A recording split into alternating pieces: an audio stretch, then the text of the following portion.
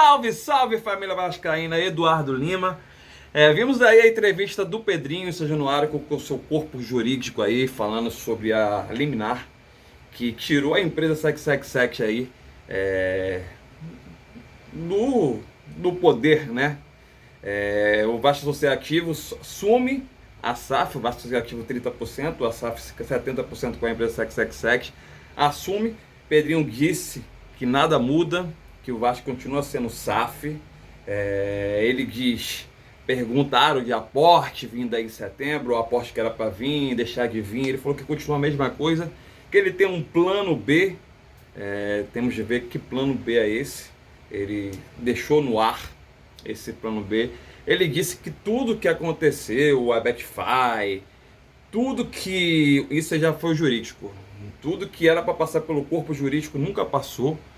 Que disseram também que o aporte que colocaram no Vasco, no mesmo momento que botaram o aporte, tiraram o aporte para pegar a grana para fazer o empréstimo para uma empresa da SecSec aí pelo mundo, que ele não conhece.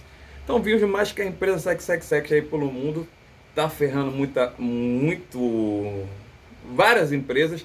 Até o clube belga teve o bloqueio lá da grana deles. Então o Vasco, ele disse que entraram para não ter esse bloqueio, para resguardar o Vasco, e disse que vai assumir os jogadores ficarem de boa, que os salários não vão atrasar, que o técnico português vai vir sim. Ele jogou no ar o Coutinho aí, que será que quem disse que a SecSec estava negociando com o Coutinho? Quem disse? Sabe se não era eu? Então joga no ar aí pra torcida um monte de coisa, eles não podem falar porque é uma parada fechada, judicial. Vamos ver cenas dos próximos capítulos aí. Muito emocionado o Pedrinho, vou botar aqui vídeos dele falando emocionado. Vou botar vídeos do Paulo Jurídico lá também falando. Algumas partes do vídeo do Pedrinho aqui. E essa novela que continua aí, né? Eles vieram mesmo para colocar na mesa que a SAF não cumpria, que ele tem várias provas que a SAF não cumpria, deixou de descumprir várias coisas, várias situações, que eles têm prova, tá na justiça aí, e o Pedrinho batendo no peito dizendo que tem um plano B, se precisar ele paga jogadores, paga salários, paga tudo. Mas tem a pergunta, contratações, se continuar nessa, se a SAF sair, vão vender para outro clube essa parte? Meio do ano vem aí, vai ter contratação com esse time tá difícil, tem que ter contratações. Então vamos aí continuar com essa novela aí. Vamos ver se a SecSec, acho possível que eles entraram na justiça para derrubar essa liminar. Mas por tudo agora, o Vasco tem um jogo importante terça-feira, Vasco e Fortaleza pela Copa do Brasil em São Januário. Lá foi 0 a 0, a gente precisa ganhar, empate, pênalti. Então prioridade terça-feira no jogo do Vasco. O Campeonato Brasileiro, 2 rodadas aí foram suspensas. E continuar. Vamos ver se o técnico português, estamos esperando ele chegar no Rio de Janeiro aí para assinar. Espero que ele venha, assine, para pegar logo o time. Vai ter praticamente o jogo de terça-feira já aí. E depois do jogo, mais de 2 semanas para posicionar o Vasco para a volta no Brasileiro, que acho que é Vasco e Cruzeiro em São Januário, se eu não me engano. Tá certo? Vou deixar um pouco dos trechos aí do Pedrinho, algumas partes, e a qualquer momento voltamos com notícias aí. E o foco agora é terça-feira, o Fortaleza pela Copa do Brasil. Valeu, saudações de vascaínas. Comente, compartilhe. Fui! Eu vou tentar sempre ser muito direto e didático para a gente ganhar tempo e ser objetivo. Muitas perguntas são feitas com relação ao futebol, nessa situação que nós chegamos. O futebol, ele não volta para o associativo. O futebol não vai voltar para o associativo. O futebol permanece e permanecerá com o Vasco SAF. Isso é definitivo. Não tem a menor hipótese de acontecer ao contrário. A SAF continuará para sempre. A SAF continuará para sempre. Tá? Emocionado porque é muito difícil ter que entrar na justiça, porque eu vivi aqui anos e anos com o Vasco tendo briga judicial, e eu não queria ser o responsável por mais uma briga judicial. Nunca foi a minha intenção. Por isso que mesmo antes de sair a questão que saiu nos Estados Unidos, que a gente já tinha todo o conteúdo, um direito muito forte para entrar, eu sustentei isso até o último minuto. E a decisão que eu tive que tomar numa semana de Vasco e Flamengo, ela me matou. Porque eu sei o que cairia na minha conta. Mas se o que eu prego eu não cumpri no dia a dia, eu estava sendo injusto e mentiroso com o torcedor vascaíno. Então eu sabia que eu ia ter que pagar esse preço, que ia doer muito quando fosse anunciada que a gente entrou com a ação. E as pessoas iam julgar sem saber o porquê. Então, assim, nunca foi a minha intenção dominar o futebol, quer tomar o futebol, que são termos que as pessoas usam. Nunca foi a minha intenção. Eu sempre usei a palavra aqui para vocês, colaborar, usei a palavra contribuir.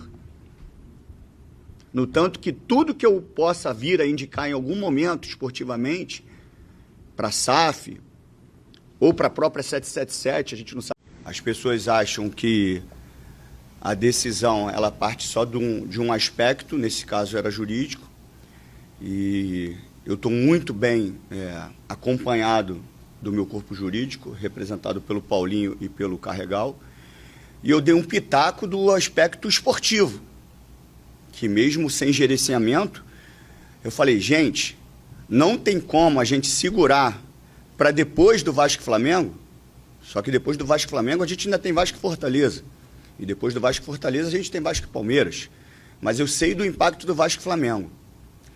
A resposta é muito direta.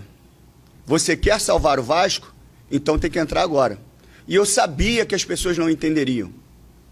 Eu sabia que iam jogar para a galera. Entrou na semana de Vasco e Flamengo. Agora que o Vasco não sei o quê. Isso é proteção para você, vascaíno. É proteção. Ninguém entrou aqui brigando. Eu quero que eles honrem tudo e que volte ao tudo normal.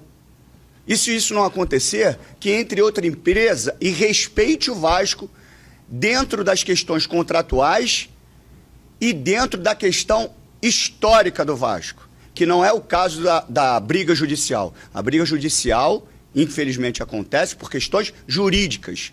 Ela não entra no campo esportivo, ela não entra no campo se tem sentimento pelo Vasco ou não.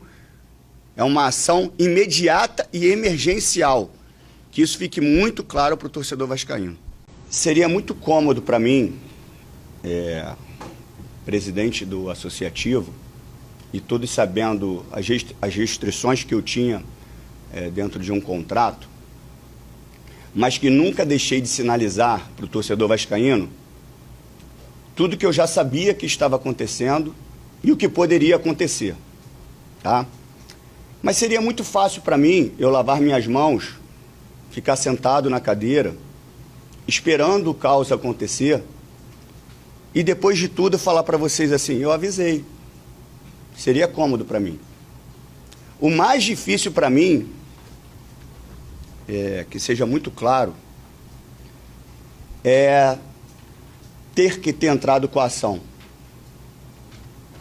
Mas eu quero ser muito direto com o torcedor vascaíno. Tem que ter muita coragem para fazer o que nós fizemos. Mas isso tudo é em respeito à instituição Vasco da Gama. Isso tudo é em respeito ao Clube de Regatas Vasco da Gama. Em nenhum momento nós entramos com qualquer tipo de interesse em briga com o nosso sócio. O que nós fizemos foi uma promessa de campanha, que era fiscalizar e cobrar. Eu queria deixar claro, o presidente já deixou a questão da SAF, mas eu queria deixar claro também uma narrativa que surge sempre.